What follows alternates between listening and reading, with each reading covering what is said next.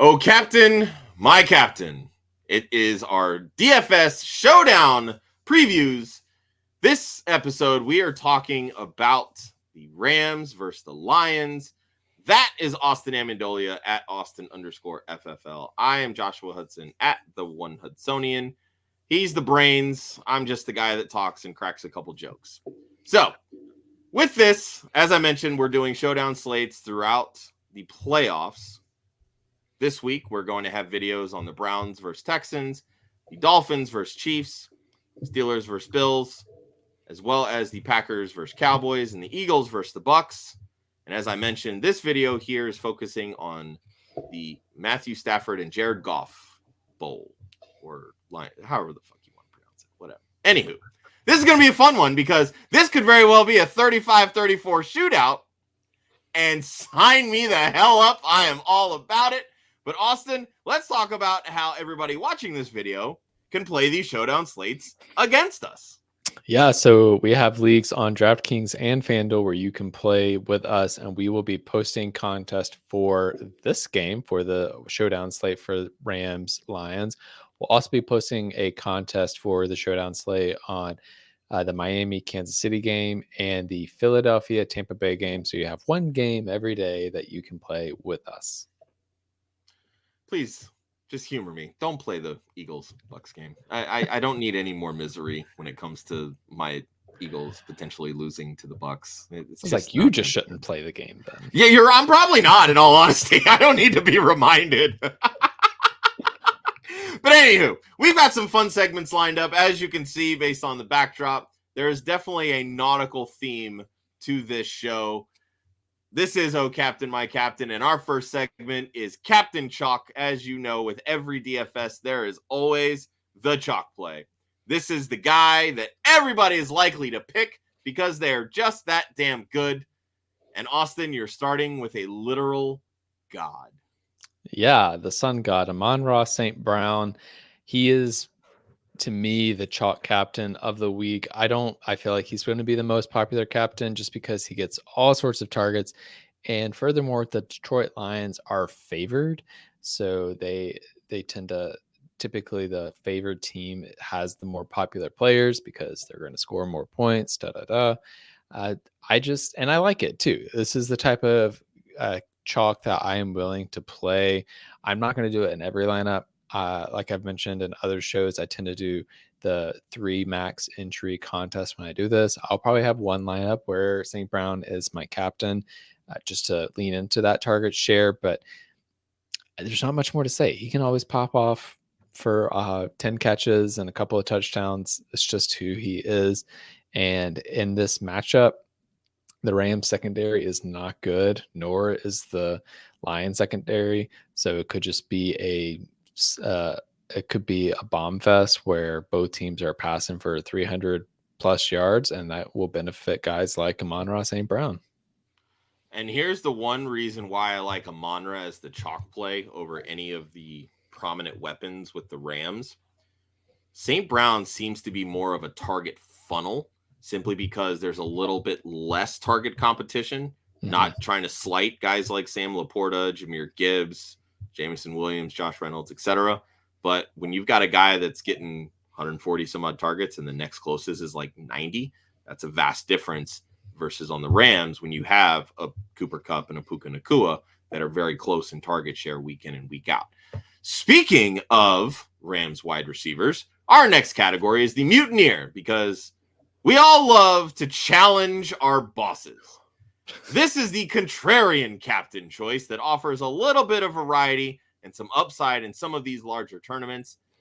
Maybe it's not the wide receiver that you're thinking of, because Austin, you're going with the veteran here. Yeah, I think Cooper Kupp is the way to get different this week at your captain spot. I think because of the emergence of Puka Nacua, people think he is the wide receiver 1 in this offense. They might be right, but it's still Cooper Kupp. And so I want to have exposure to him as my captain because he could easily be the one this week to get 10 catches for 150 yards and 2 touchdowns and it not be Puka Nacua. We also saw at times throughout the year that Cooper Kupp was the more prominent touchdown threat, and that Nacua, while getting a ton of targets, wasn't getting into the end zone. So I think Kupp is a great way to get different. I think people are going to overlook him and think, oh, he's had a down year. This isn't the Cooper Kupp of the past. And it's going to create opportunities to gain leverage, particularly in larger tournaments. So here's some fun stats on Cooper Kupp. So based on DraftKings scoring over the last 4 weeks, the Detroit Lions have allowed the most fantasy points to wide receivers. And more importantly, they've allowed the third most to slot wide receivers. We all know how much Cooper Kupp likes to run out of the slot. That very well could favor Cooper Kupp in this game over Puka Nacua. And Cooper Kupp is a little bit cheaper. So let's save some money and build out the rest of this lineup, because every captain needs a good first mate. These are the reliable crew, guys. After that captain, you got to fill out those flex spots, and this is what's going to maximize that lineup. We talked about Cooper Kupp. Make the case for Puka Nacua. Yeah, I mean, just how can you not play him with the target volume he's getting? Well, I think Cooper Kupp is good to have as your captain this week as a way to get different. I think having Puka Nacua in your lineup is still a fine option, just because he can also get 8 to 10 catches, and that's going to be enough volume to get you there. I think it's going to be very popular to have Cooper Kupp, Puka Nacua, and Matthew Stafford in your lineup this week, which means you're going to have to find ways to get different. I still think there's a good reason to have those three in your lineup, though, because that's the primary part of this pass offense is those three. It's not a big target tree in Los Angeles, so it's hard to avoid Puka Nacua, and I would focus on using some pieces on the Detroit Lions side to get different elsewhere. Speaking of the Detroit Lions side, yeah, we have Josh Reynolds, who he's a reliable player, but I think he is also a way to get a little bit different in your lineup, because I still think he gets a little overlooked. I think people focus more on Jahmyr Gibbs and David Montgomery. But Josh Reynolds, we've seen him pop off at times and get those downfield targets. And there's a possibility we don't have Sam Laporta in this game, which means we could get more Josh Reynolds action. And he's continued to be a prominent part of this offense. He's not going to really probably break 30 points, which is why I would never consider him for a captain spot. But he can get in the end zone. He can get 4 or 5 catches, and that's going to be plenty for what you need on this slate. For as much as this is a revenge game for Jared Goff, this is also a revenge game for Josh Reynolds. Just throwing that out there, people. Just throwing that out there. Our next category is going to be the deck scrubbers. These are the cheap punt plays that can make a lineup based on one play, limited opportunity. And Austin, I want to bring this up because you mentioned earlier, there's a chance that people will want to play in some way, shape, or form Matthew Stafford, Cooper Kupp, and Puka Nacua. That is going to be very expensive. So people, listen up, because you're going to need some deck scrubbers if you're starting with those three. Yeah, no, that's true. And I think one thing that I didn't put this in the show sheet. I just thought of it, was the fact that, oh yeah, if there's no Sam Laporta, there's a good chance that Brock Wright is a good option in this spot. We've seen him get some action there, and you can look at those tight ends down in this price range and pick your favorite one. Brock Wright is the only one I know his name off the top of my head, so that seems like James the best Mitchell option. as well. James Mitchell. Yeah, I'd still go Brock Wright. I think that's the better deck scrubber in this case. Well, he's also $400 cheaper on DraftKings, so there's that. That's so weird. Sometimes I don't get it with DraftKings. But other options, there's Kalif Raymond, who is a deep down the field target. He's one of those guys that is a threat to take the top off the defense at any point.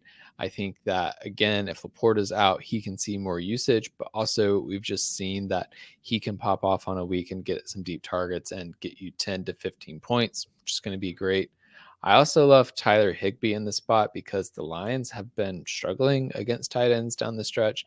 They're not like bottom 10 by any means, but they're only average. So it's not a terrible matchup for tight ends. Should be a good spot for Tyler Higbee. And given that both of these defenses have really stout run defenses, both offenses are going to need to pass the ball, and that can create more volume and more opportunities for a guy like Tyler Higbee to have success. So keep in mind here with Tyler Higbee, yes, he did sit out week 18, probably more of a precautionary, but he was doubtful heading into that game with a shoulder injury. He is currently questionable heading into, I believe this is a Sunday game.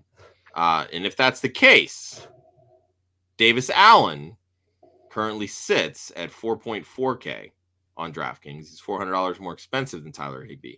Not the worst pivot because we've seen Davis Allen pick up some slack in Tyler Higbee's absence.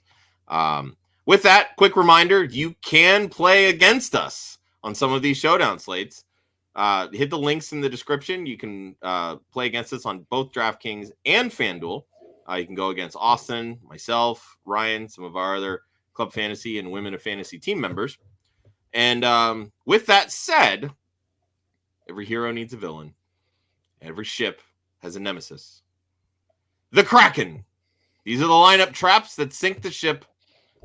And you got a couple wide receivers here, one of which I almost forgot was actually on the Detroit Lions. So Austin, sound off. Yeah, so the one that you probably forgot about was Donovan Peoples-Jones. Don't do it. Just, it will be tempting to be like, oh, he could go 1 for 80 and a touchdown. Yeah, he could. He probably won't. And so I do not want to chase that. I also am not chasing Jameson Williams for a similar reason. I don't feel certain enough about his role in the offense that it's going to be consistent enough that I can rely on him in this slate. If I'm playing in like, if I were to build 100, do one of those 150 lineup contest, I would probably have one with Jameson Williams in it, but I just don't one. Do that. That's it. Just one out of 150.